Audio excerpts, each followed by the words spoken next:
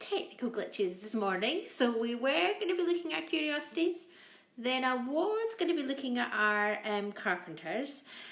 But the world seems to want Henry Trengrouse because it is the only area in the museum I can really get this signal to work, which is good news because Henry Trengrouse is a hero, obviously, of Helston. And we're going to be showing you some of the items that we have that relate to him. I'm just going to turn the camera around and you can have a look at some of the things we've got.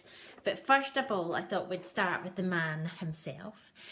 We have a lovely portrait of Henry Trengrouse that currently is at Falmouth Art Gallery. Henry has been stuck in isolation himself because Falmouth Art Gallery borrowed the piece and they very kindly have paid to get some restoration work done in the portrait, and he was supposed to be coming back but he's on lockdown. So this is Henry Trengrouse, and as you can see, Henry was born in 1722 and he was a cabinet maker by trade, and then he kind of had this sort of pivotal moment, and I'll show you over here. He saw the wreck of the HMS Anson in Loe Bar in 1807, and he was so struck by the horror of this and how many people died so close to shore. He decided to try and do something about it because he thought it was just so tragic that all these people died. So what I'm going to do is tell you the sort of story of Henry, but also show you some of his work, because I think it's really important when you think about Henry to remember he was a cabinet maker. So one of the things I've got here is the Trengrouse Sailor's Life jacket, and this was designed by Henry Trengrouse. And if you look here, it's very similar in shape to the kind of buoyancy aids they give children. And down here we have here some of the stuff here. This is some of the pieces from his development work. So you've got little bits of cork in there and the sort of linen that goes round.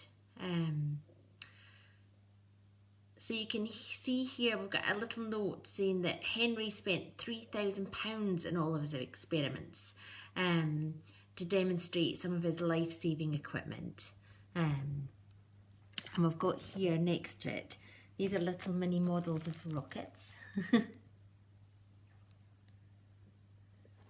And as I was saying, Henry, it's always worth remembering, was a cabinet maker and was very, very practical. And I may be jumping ahead in the story, so I will just explain what he invented, as well as this kind of life jacket. He basically invented a way to get people off boats more easily if they were shipwrecked. So that involved the boats having a big box on board their boat. And Henry was quite a practical man. So you can see here he actually built a little boat. It's a little gig to show where his sort of life-saving chest could sit in a boat. So you can see there, that's the kind of scale he's got of his boat.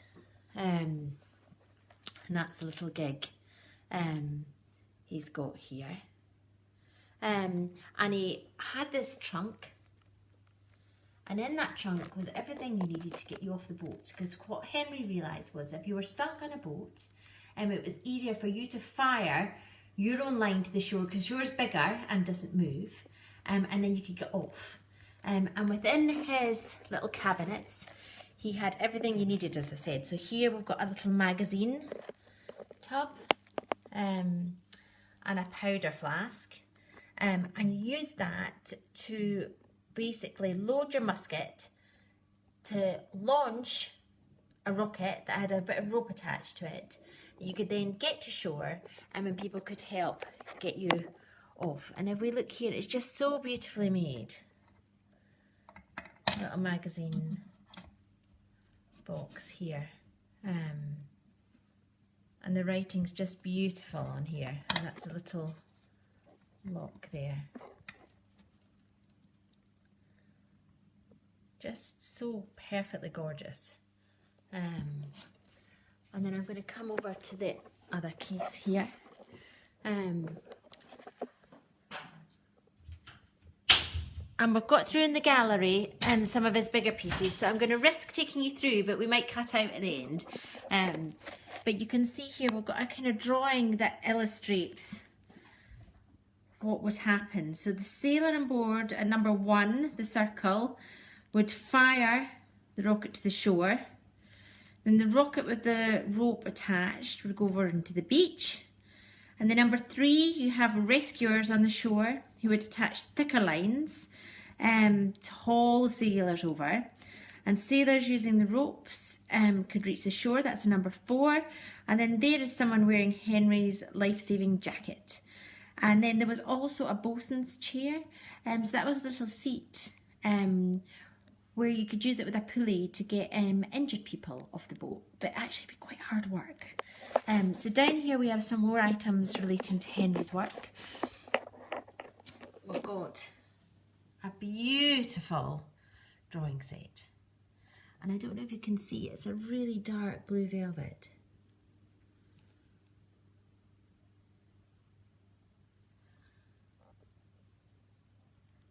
There we go. And they're ivory, some of them. And we also have the rulers over here.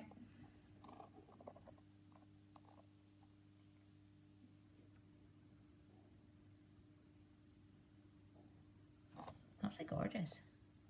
There we go.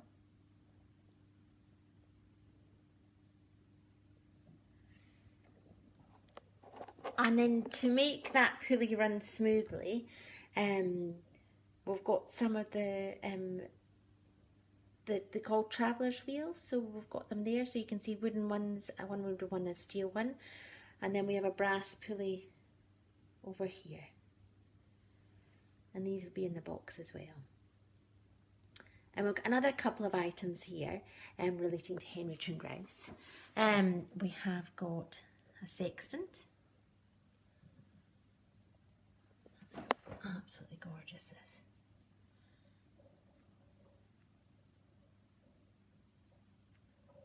Can I hold it steady enough for you to see?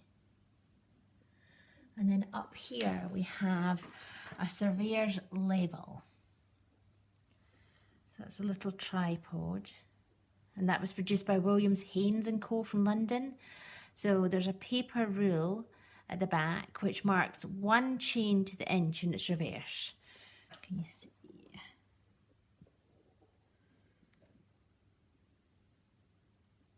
And it just astonishes me that that bit of paper has managed to survive. Gosh, I think of myself.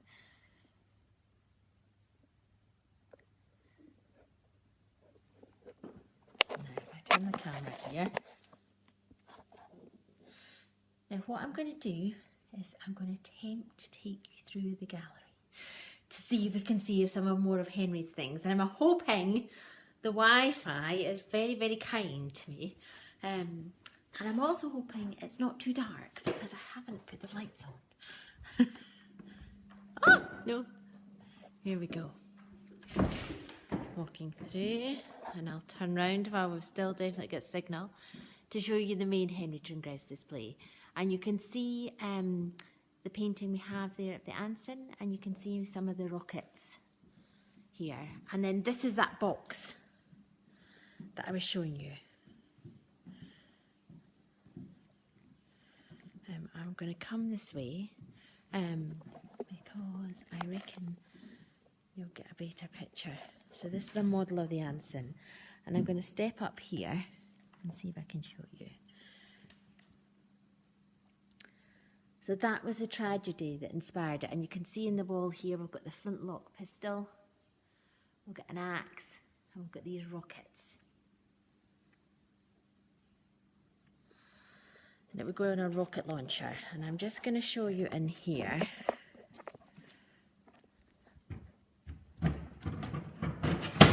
That's just a bit of perspex, so don't worry. Oh, it's quite dark for you to see. But over here in the chest, you've got your rockets under here. And then you've got your chest with everything in it.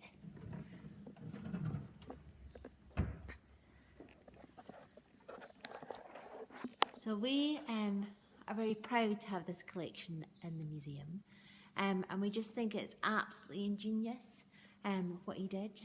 And here's the bosun's chair, which I'm probably too close to for you to see. There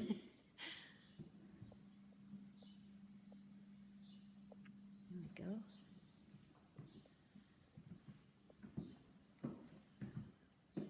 And then this is the breeches boy, which was a later way of taking people off. Here we go. And they're literally trousers. I get it for you to show you.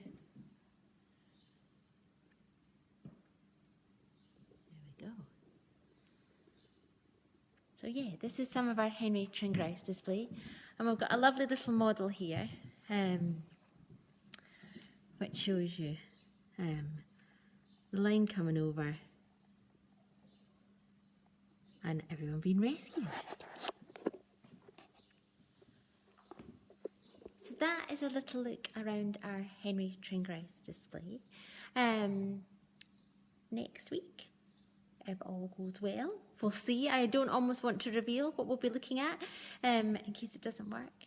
But yeah, if you're out and about and you're having your walk in Helston,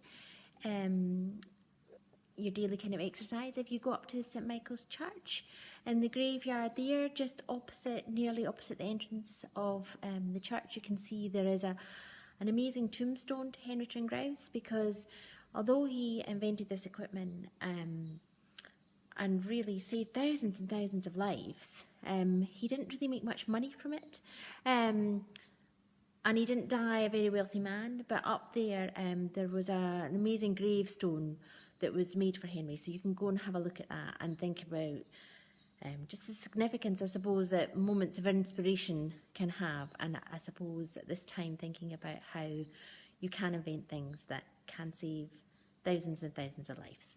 Well, we hope you enjoyed today's tour, and we'll be back next week, and tomorrow Imogen is going to be looking at how you use signalling to send messages. Thank you.